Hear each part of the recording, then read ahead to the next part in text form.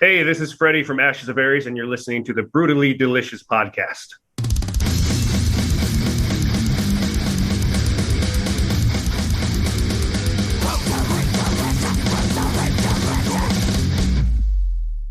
Okay.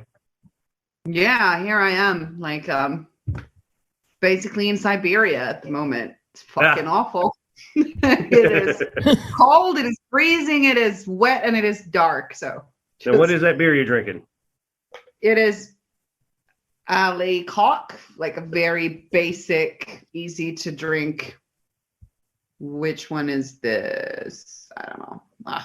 But just basic beer. Nice. Basic beer. Anyway, I'm drinking coffee because it's too early here. Yeah, same here. So anyway, let's talk. Go ahead. I just said wusses. Go ahead. Yeah, wusses. I'll join you later. I'll catch up with no problem at all. But so let's talk about Ashes of Aries. Emperors and Fools. I'm sorry, is due out. What, next week? Came out on the 21st of January. It's been out a couple of weeks. Okay, I thought it was 21st of February I had. So now that it's out, how do you feel about it? And are you satisfied with the way it turned out? Or is there something you wish you could have gone back and done or had more time for?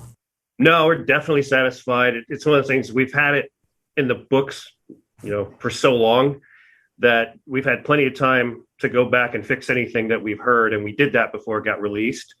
So we're really happy with it. We're happy with all of our releases, but I think each one we're just progressing and getting even happier with the result as each album comes out. That's great. And what was it like doing this record during all the nonsense that we've been through, being locked away and doing whatever, as opposed to what, in the past, how you guys have done your records?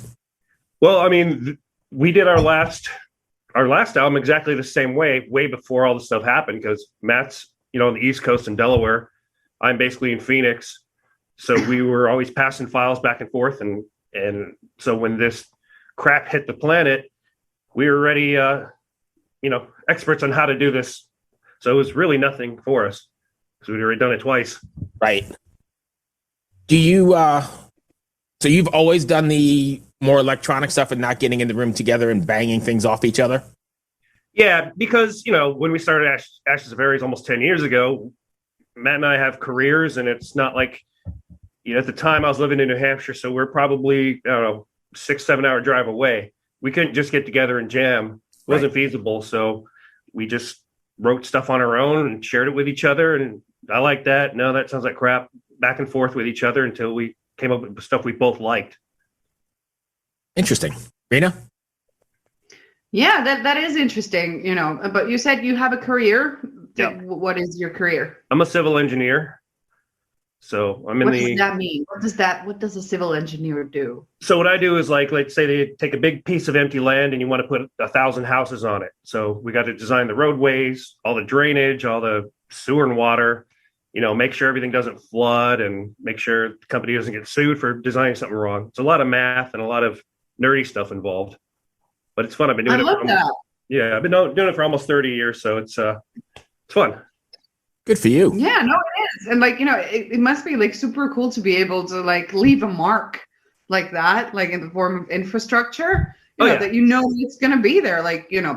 When time goes on, things change, of course, but something you designed could be there for 100 years. How many people can say that, right. Yeah, it's cool driving by something and going, yeah, I designed all that. It's kind of fun. Just like an album you put out, years later you're here, you're like, yeah, that was us. It's kind of cool. That's fucking awesome. So is it it's Arizona where you do this designing? Yeah, I've done it, I lived all over the country, but Arizona is where I am and where I've lived most of my life. So I'm a licensed engineer here, and yeah, it's pretty fun. What keeps you in Arizona? Not that there's anything wrong with Arizona, but why have you stayed for so long? Well, I moved here from Hawaii when I was young. Then my wife and I moved to Texas, and then we moved to New Hampshire, which we really loved, but I was working from home for a company in Arizona, and they made me a really good offer to move back and be in the office. So we had to take it. Oh, there you go. And it doesn't matter where you are if you're doing things, via technology and emailing stuff back and forth, right? For the most part. With engineering, it's kind of good to be where you're designing because you can go drive out to the site and see. Oh, no. I was actually talking about band-wise. It doesn't matter, right? You could be wherever. be wherever. When I joined Iced Earth, I was living in Texas, and Matt was in Delaware, John was in Indiana, so was the other guitar player, and Brent was in Florida. So everybody was all over the country. And then when Stu joined Iced Earth, he was in Canada, and so everybody was all over. And you can do that nowadays. You just practice at home, get together, rehearse a few hours, and you're ready to go. That's an amazing thing. But how does it, I guess, feel when you've done a bunch of records and you've done a lot of stuff, but two-part question. How do you not write the same record over and over again? Do you put a lot of effort into trying to distance yourself from the last release? And also, how do you feel your music impacts your fans? Is there something you want them to walk away with after listening to Ashes of Aries record? The first part, so at least the way I do it, to try to not sound like the last thing, is when I'm getting in songwriting mode, I'll just listen to our albums over and over again, just leave them on a loop. Even though I know the songs really well, and when I start writing something, it's going to be obvious, oh no, that sounds too much like this, change it up a bit. So it's kind of just by drilling all the older stuff into my head, it kind of helps me know what not to do, Right. And for the other part, it's like, what was it? So let's, I don't know if it was the same exact wording, but after one of your fans listens to one of your records, what do you want them to walk away with? Is there a takeaway or a message? For me, not really. It's just, the way Matt and I write, we have to write it so that each of us likes it. And, we have to love what we do, because you're never going to please anybody. You can get a comment saying, you guys should sound more like this. Well, if we did that, there'd be 1,000 people saying, you guys should sound more like this. Right. So we have to just do what we think is good. And we just hope that the fans appreciate that, know it's coming from an honest place, and we're not trying to appease this or that. We're trying to make music that we like ourselves to listen to, and that we hope others will enjoy too. We don't really, I definitely don't want to push any messages on anybody. If they take a feeling or an emotion from a song, that's great. If it means something to them, even better. But our goal is not to do that. We're just doing what we like. Excellent. What do you think the feeling or emotion or takeaway from Gone would be? It's dark, it's melancholic, it's kind of depressing, and it's cool. I like it. It's cool. And I know so many people can relate to stuff like that, and a lot of people shared stories with us about people they've lost, and I guess how the song has helped them. I don't know how it helped them, but they get a good feeling out of listening to it and stuff. So it really makes us feel good, Yeah, I completely understand what you mean. So what would you say was the inspiration for Gone, or is there something that you derive inspiration from in general, or is it just a bunch of things and whatever seems to be acute and going on in your guys' life? Well, I'm going to loosely speak for Matt here, because I know I can't speak fully for him, but that was kind of his song. He wrote it a long time ago, the acoustic parts, sent me all that. So with his line of work as a police officer, it was just, from what I'm interpreting from talking to him, it's kind of like, a message to his family, and like how his kids are him living on through him and stuff like that, and that in that way, he's always going to be with them, no matter what happens, no matter if he's here or somewhere else. Right. So that's kind of where it came from. Wow. Yeah. I mean, I guess in today's culture, that's a more powerful song as well. And it has a whole different meaning, especially written from the law enforcement perspective, because I am actually in law enforcement as well. I'm a dispatcher, and nice. Everything has changed. And so a song like that definitely speaks to people differently, I think, now. Oh, definitely. Yeah. And 10 years from now, it could relate to people in a totally different way. It's just, you never know how it's going to be.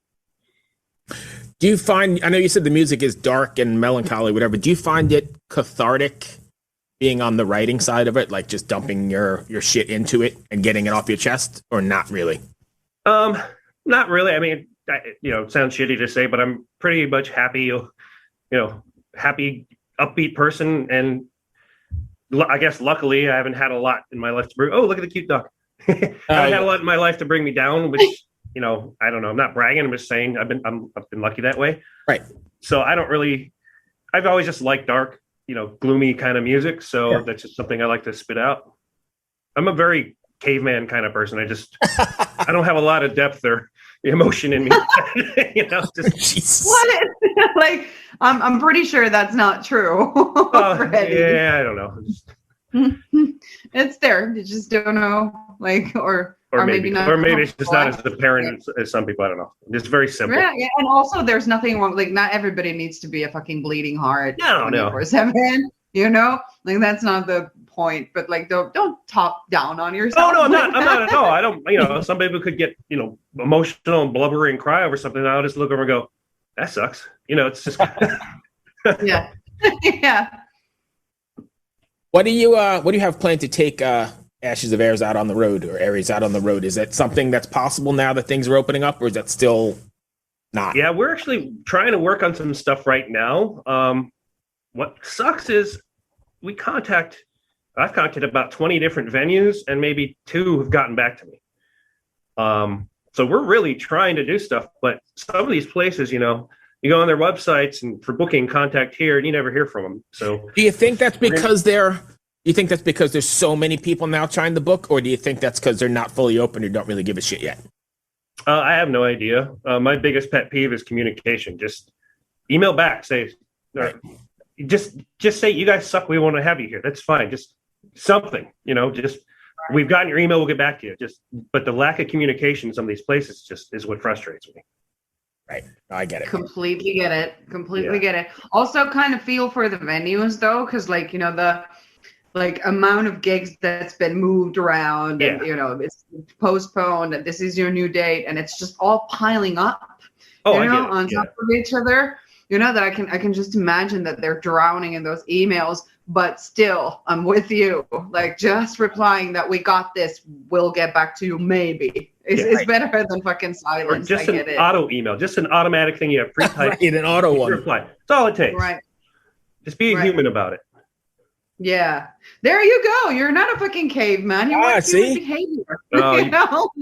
Busted. You yearn for. There's a crack in the armor.